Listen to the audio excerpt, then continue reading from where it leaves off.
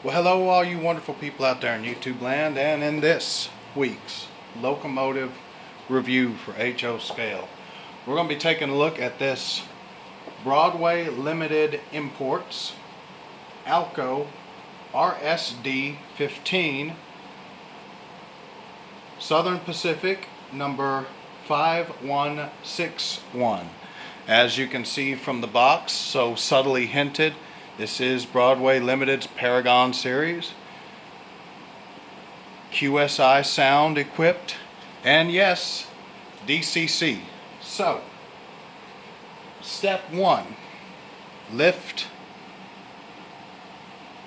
the lid off the box and set to the side. Step two, lift this cardboard lid off the cradle holding the locomotive. And step number three, I'm sure there was more actual packaging than this when this was brand new, but this is how it sits now, so this is how I'm doing it. Step three, remove the locomotive from the styrofoam cradle and place on the track. Now, with all the packaging out of the way,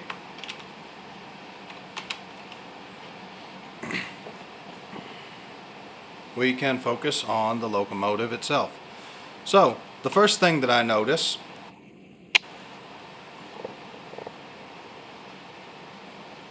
after I recenter my camera is that the paint on this thing is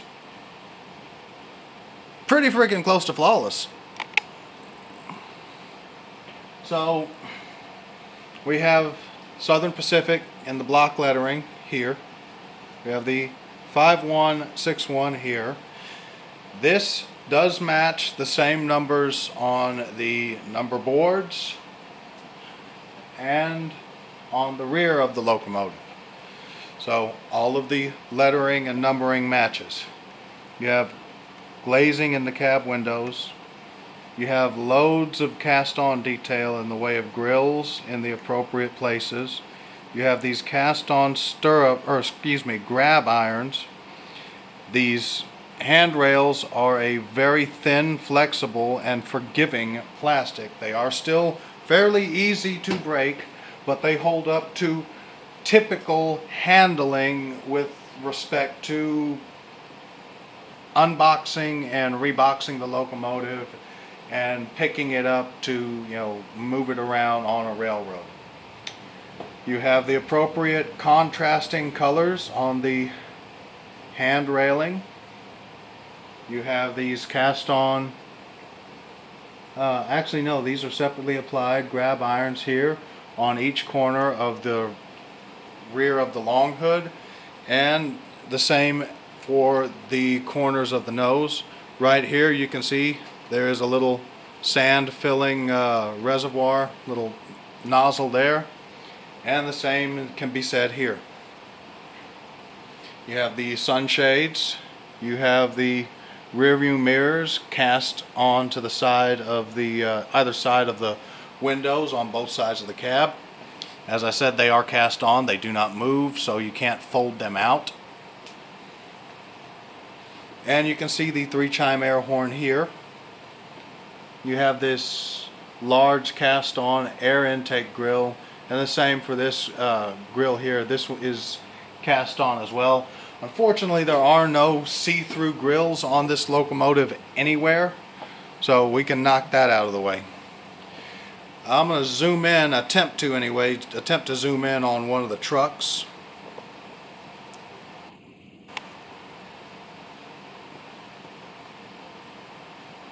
That actually worked out fairly well. Surprisingly, my camera didn't want to fight me too much. So you can see we have the appropriate setup with regard to the air brake cylinders and air brake rigging for these ALCo 3-axle trucks. You have all the important details there. I do want to note that these RSD-15s, all the RSD series of locomotives from ALCo had these weird, slightly offset trucks. You'll notice that the outer trucks are more closely spaced together than the inner two trucks are. That was for better weight distribution. So I've been told. While we're back here, you can see that the pilot is a one-piece pilot, part of the locomotive frame, and it does have the appropriate gaps in between the steps. It's not just a solid block of plastic. While we're down here, we'll take a look at the fuel tank, and you can see this is a two-part tank. This is the fuel tank, and this was I want to say that was either water tank or fuel oil tank for a boiler, passenger, steam boiler for passenger service. That's what I want to say. I could be wrong on that. I'm not a real big alcophile, so any of you alcophiles out there, please feel free to let me know if I'm incorrect in the comment section.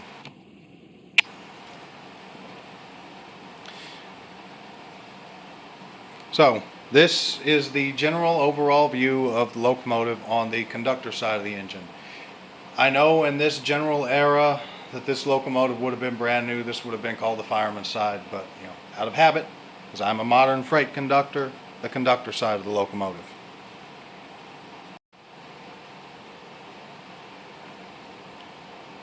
Okay, forgive the glare, but I am throwing a little extra light on this just so you can see some of the details. Specifically, the windshield wipers that are separately applied on all of the front cab glass. Well, glazing as would be the more correct terminology. You have these marker lights here. Again, the sand filling nozzles here. You have a handbrake wheel, this gorgeous SP prominently featured on the front of the nose. You have the 5161 here above the number boards, and you also have it on the number boards themselves. You have this operating headlight, and you have the marker lights here. You have this crossover platform on either end of the locomotive that does flip up and down. You have the MU cable receptacle here. You have the MU hoses here, a separately applied non-operating coupler cut lever, a hand railing, KD magnetic operating knuckle coupler, the big air, the train air line right here, and you have the MU hose receptacles here. And of course you can get a good view of the end of the hand railings, the pilot hand railings. And the hand railings for the pilots are the same on both ends of the locomotive.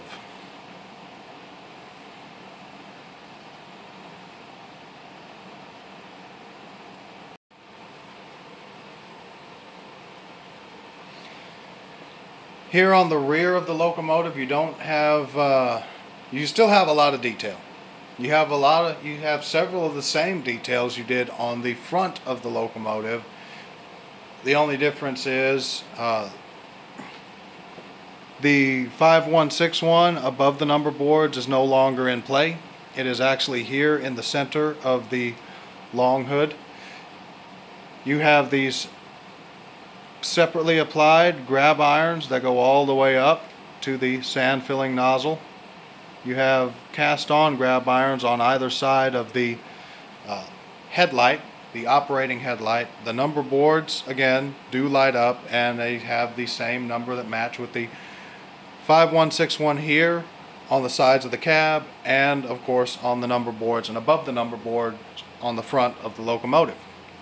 Again, you have the operating crossover platform, MU cable receptacle, the big air right here, and the MU hoses here, non-operating uncoupling lever, and a grab iron here. And I neglected to mention the footboard on the front of the locomotive. There's one on the rear of the locomotive as well, and it does actually have the see-through grill effect on it. It is actually a see-through grill.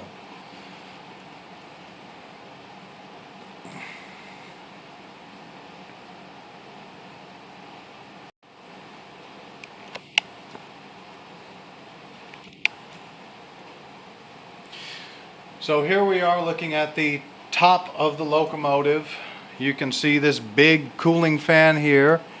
I was mistaken earlier in this very video. This is a see-through grill, and there is actually fan blades, an actual fan in there. You can see it. You have the exhaust stack here. You have a vent stack for the steam boiler. You have another exhaust stack here. You have these access panels here with cast-on rivet detailing. You have these cast-in lift rings all along here. You have a separately applied grab iron here that matches up with the separately applied grab irons on the side of the locomotive, on the fireman's side, conductor side, whatever you want to call it, immediately behind the cab.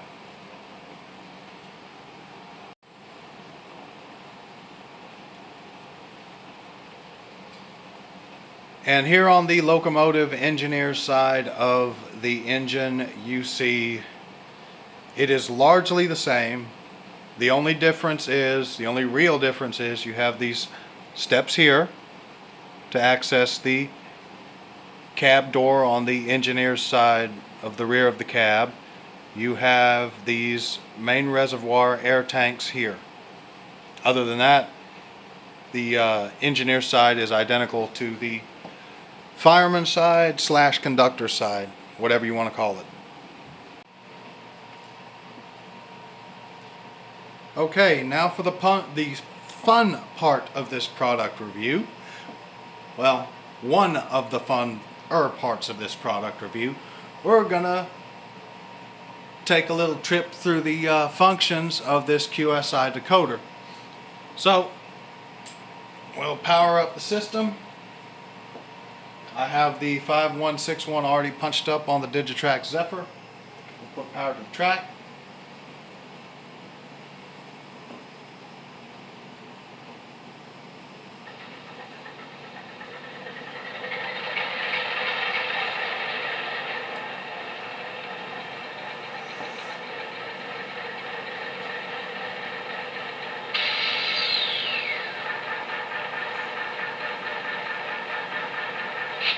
So function 0 is the headlight.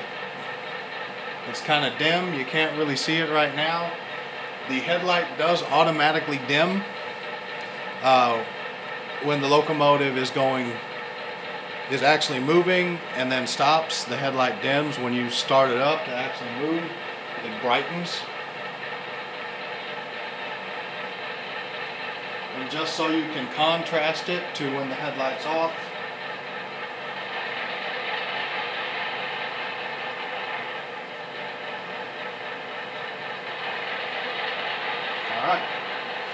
now, the headlight is directional. So what that means is when the locomotive is in forward, the headlight comes on the front of the cab, because this is designated the front of the locomotive as indicated by the little F here stamped on the frame, which is a very nice prototypical touch, I'm glad. And when the locomotive is going in reverse, the headlight on the rear will come on as well as the number board. So I'm going to reposition the camera so you can get a better view of that.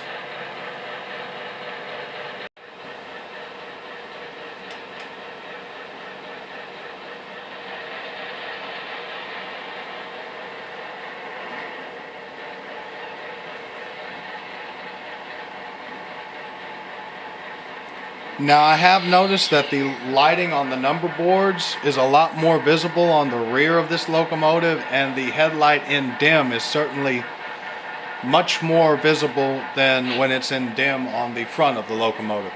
I'm not quite sure why that is, but you know, it's one of the quirks of this particular engine.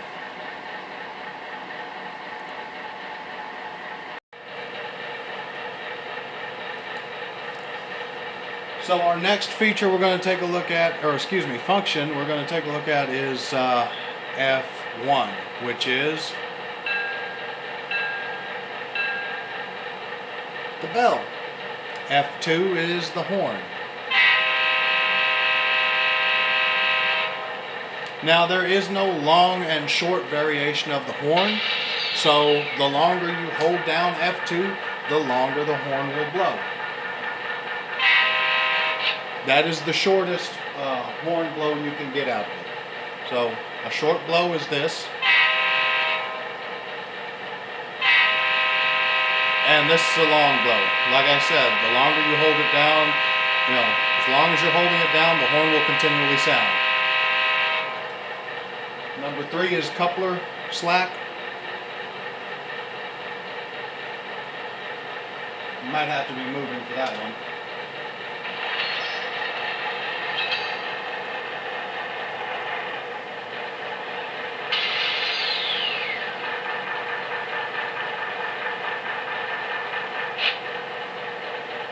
Four is the air compressor, I believe.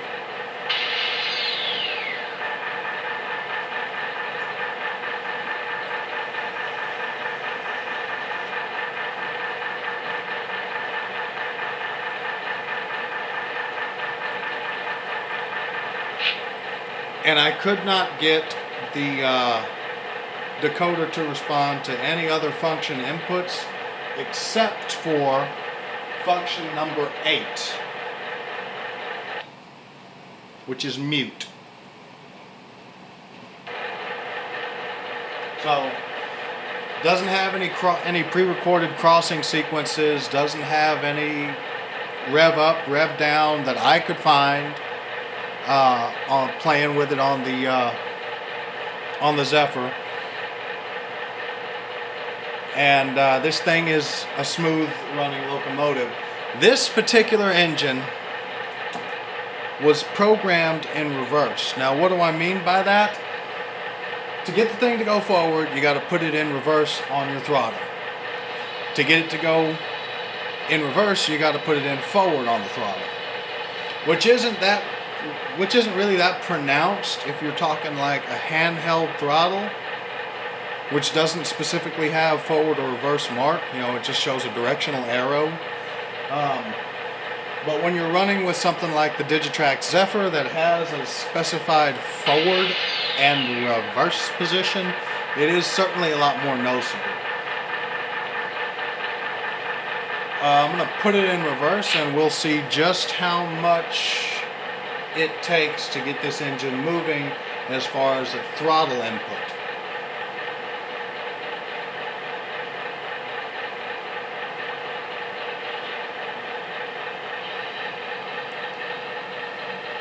So about 10% on the throttle input and the locomotive starts to move. And as you can see there, it creeps very nicely and smoothly. And aside from the sounds you're intended to hear, quietly. There's not a whole lot of motor noise out of this engine. You're almost always going to have motor noise or gear noise or some combination of the two. This locomotive is surprisingly quiet. I guess it's not that surprising. It's a higher end locomotive and it's not that old. You would think that an engine with a wheelbase as long as this would not be compatible with 18-inch radius curves. Think again, y'all. This guy handles the 18-inch radius curves that prevail on the Stars Hollow Railroad with absolutely zero issues. And it gives zero fits with dealing with these switches, these Bachmann Easy Track switches. So this engine is a phenomenal performer, and I really wish it was mine, but I'm gonna have to take a look. I'm gonna have to keep a lookout for one or two of these at the next train show that I go to, because I'm really liking this. This engine may have changed my mind on my no BLI policy for the Stars Hollow Railroad. Now I'm going to shut up, and we are going to couple this thing up to a monster, again for the Stars Hollow Railroad, monster freight train.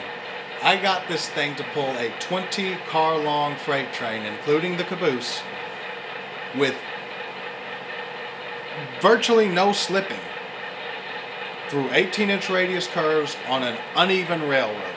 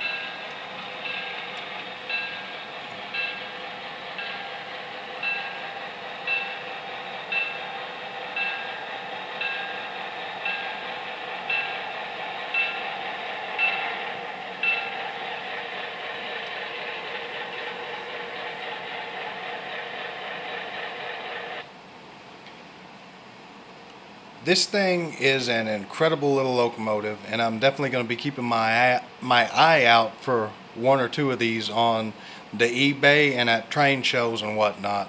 I would like to get one or two of these for myself, and I think it would be a great addition to the roster on the Stars Hollow Railroad.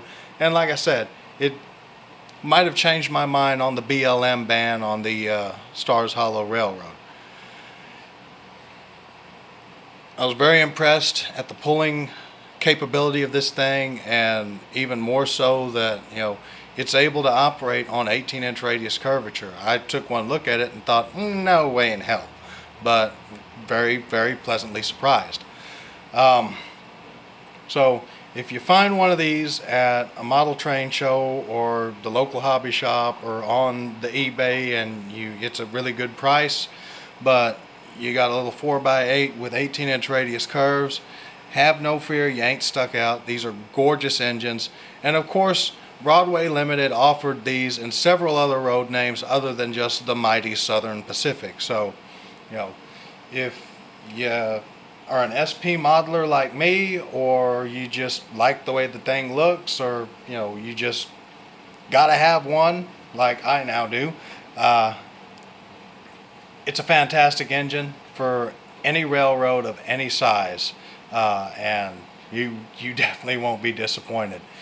The decoder in this is supposed to be a dual mode decoder, but when I tried to run it in DC, the sound system comes on, but the motor doesn't actually propel the engine in either direction, so it just sits there idling. Which, I mean, ain't that big of a deal for me personally in DC, because if I got the choice between running this thing in DC and DCC, I'm definitely going to run it in DCC, because DCC, you have full control of the sound features on this decoder, versus DC. If the motor itself did respond to the throttle inputs on DC, you would just be running the engine around. The only sound effects you would have would be the brake squeal if you reduce the throttle quickly, and of course the engine sitting there idling until you throttled up enough to have the motor take off, and at that point the only control you would have is the engine revving up or revving down in accordance with the speed of the locomotive. So overall, fantastic engine, highly recommend it, and I'm definitely going to be looking for one. Thank y'all for watching. Texas Special out.